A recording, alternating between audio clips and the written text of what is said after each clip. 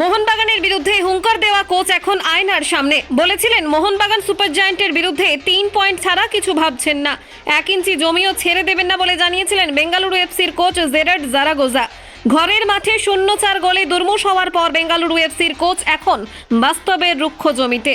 Bengaluru FC মরশুমের 10ম পরাজয় এবং প্রধান কোচ জারাগোজার অধীনে ঘরের মাঠে তাদের প্রথম পরাজয় বরণ করেছে। প্রধান কোচ জেরার্ড জারাগোজা বৃহস্পতিবারের ম্যাচের বিশ্লেষণ দিতে বসেছিলেন ম্যাচ পরবর্তী সাংবাদিক সম্মেলনে। এই কোচের অধীনে বেঙ্গালুরু এফসির এটাই ছিল সবথেকে বড় পরাজয়।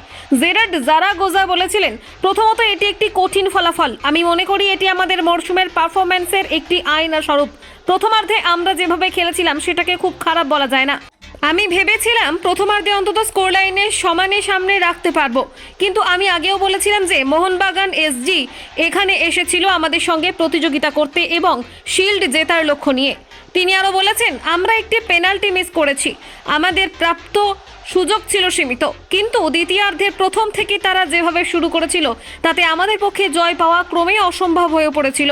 মোহনবাগান নির্দিষ্ট পরিকল্পনা নিয়ে মাঠে নেমেছিল এবং তারা সেটা করে দেখিয়েছে।